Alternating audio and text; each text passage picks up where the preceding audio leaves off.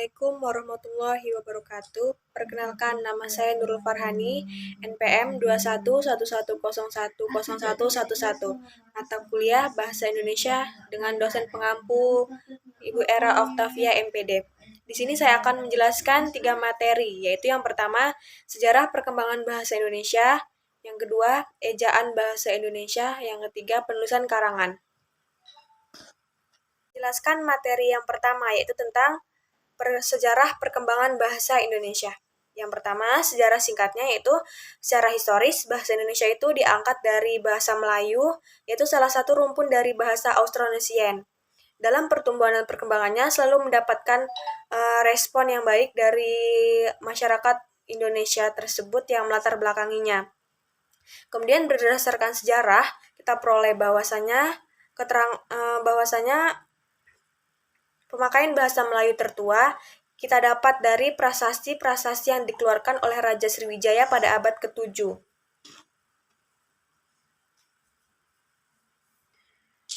Prasasti-prasasti yang dikeluarkan yaitu sebagai berikut. Yang pertama, Karang Barahi, kemudian prasasti Kota Kapur, kemudian prasasti Kedudukan Bukit, dan lain sebagainya. Selanjutnya, yaitu perkembangan bahasa Indonesia. Bahasa Indonesia adalah bahasa yang diangkat dari bahasa Melayu. Dalam proses pembentukannya tentunya terdapat pula peristiwa-peristiwa penting yang melatar belakanginya, yaitu antara lain yang pertama pada tahun 1908, pemerintah kolonial menerbitkan buku-buku bacaan yang diberi nama Taman Bacaan Rakyat. Kemudian yang kedua pada tanggal 16 Juni 1927, Djajah Dato Kadjo menggunakan bahasa Indonesia dalam pidatonya.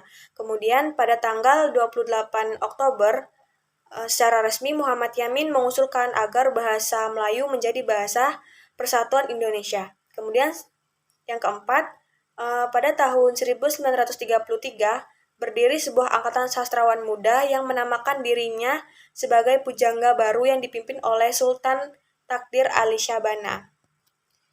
Kemudian pada tahun 1936, Sultan Takdir Ali Syabana menyusun tata bahasa baru bahasa Indonesia. Selanjutnya, pada tanggal 25 sampai 28 Juni 1938 dilangsungkan Kongres Bahasa Indonesia I di Solo. Kemudian, pada tanggal 18 Agustus 1945 ditandatangani Undang-Undang Dasar 1945 yang menetapkan bahwa bahasa negara adalah bahasa Indonesia.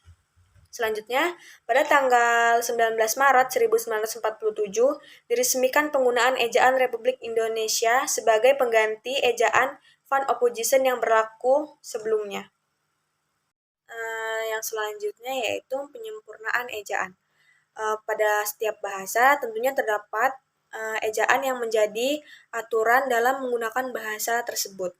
Seperti halnya bahasa Indonesia, dalam perkembangannya, bahasa Indonesia pun mengalami beberapa tahap, yaitu yang pertama, ejaan Van Ophuijsen. Ejaan ini merupakan ejaan bahasa Melayu dengan huruf Latin. Charles Van Ophuijsen yang dibantu oleh Nawawi, Sultan Makmur, dan Muhammad Thaib Sultan Ibrahim. Dalam menyusun ejaan ini, yaitu pada tahun 1996. Kemudian tahap yang kedua yaitu ejaan Republik. Ejaan ini diresmikan pada tanggal 19 Maret 1947 menggantikan ejaan sebelumnya. Ejaan ini juga dikenal dengan nama ejaan Swewandi. Kemudian ejaan Republik ini memiliki ciri-ciri ejaan, yaitu yang pertama huruf OE diganti dengan huruf U sebagai contoh, yaitu pada kata guru. Kemudian selanjutnya yaitu ejaan Melindo atau Melayu Indonesia. Konsep ejaan ini dikenal pada akhir tahun 1959 karena terjadi pergolakan politik selama bertahun-tahun berikutnya. Maka diurungkan peresmian ejaan ini. Kemudian saya akan melanjutkan ke materi yang kedua yaitu tentang ejaan bahasa Indonesia. Pertama, pengertiannya yaitu menurut Kamus Besar Bahasa Indonesia, ejaan merupakan kaidah-kaidah atau cara menggambarkan bunyi-bunyi, kata, atau kalimat. dalam bentuk tulis dan penggunaan tanda baca. Menurut Suyanto, tahun 2011, ejaan merupakan sebuah ilmu yang mempelajari bagaimana ucapan atau apa yang dilisankan oleh seseorang ditulis dengan perantara lambang-lambang atau gambar bunyi. Selanjutnya, menurut Tasai, tahun 2002, mengemukakan bahwa ejaan adalah keseluruhan peraturan bagaimana melambangkan bunyi-bunyi atau bagaimana hubungan antara lambang-lambang itu. Secara teknis yaitu yang dimaksud dengan ejaan adalah penulisan huruf, penulisan kata, dan pemakaian tanda baca. Selanjutnya, sejarah perkembangan ejaan bahasa Indonesia. Menurut Ermanto dan Ermindar, tahun 2010 menyatakan bahwa ejaan adalah seperangkat aturan yang dibuat untuk dipedomani dan memindahkan bahasa lisan suatu masyarakat menjadi bahasa tulis. Kemudian aturan yang harus dipedomani oleh masyarakat yaitu menyangkut pemakaian huruf, penggunaan tanda baca, pemakaian angka dan lambang bilangan, serta singkatan dan akronim. Jika aturan atau kaidah yang terdapat dalam ejaan belum mapan untuk dipedomani, terdapat kekurangan-kekurangan dalam pemindahan bahasa lisan ke bahasa tulis, maka ejaan tersebut akan mengalami perubahan sesuai dengan tuntutan zaman dan keperluan penggunaan bahasanya. Selanjutnya yaitu Pedoman Umum Ejaan Bahasa Indonesia. Badan Pengembangan dan Pembinaan Bahasa Kementerian Pendidikan dan Kebudayaan menerbitkan Pedoman Ejaan Bahasa Indonesia ini dan disusun untuk menyempurnakan Pedoman Umum Ejaan Bahasa Indonesia yang disempurnakan. Pedoman ini diharapkan dapat mengakomodasi perkembangan bahasa Indonesia yang makin pesat ini. Kemudian ada 3 perbedaan yang terlihat pada ejaan bahasa Indonesia bila dibandingkan dengan EYD yang disempurnakan. Kemudian yang pertama perbedaan itu penambahan huruf vokal gitu. Dalam EYD huruf diftong itu hanya ada 3 yaitu I, au, dan au. Sedangkan dalam EB huruf diftong ditambahkan 1 yaitu A. Kemudian perbedaan yang kedua yaitu penggunaan huruf kapital. Dalam EYD tidak terdapat aturan bahwa huruf kapital digunakan untuk menulis unsur julukan, sedangkan dalam EB selanjutnya yaitu penerapan kaidah ejaan bahasa Indonesia. Ejaan diperlukan ketika seseorang hendak menyampaikan suatu informasi dalam bentuk ragam tulis, terutama informasi yang disampaikan dalam bahasa Indonesia. Informasi dalam bentuk ragam tulis ini lebih banyak digunakan oleh golongan terdidik seperti siswa, mahasiswa, dosen, dan guru. Begitu juga sama halnya dengan para pejabat negara, yaitu seperti legislatif, penegak hukum, dan lain sebagainya.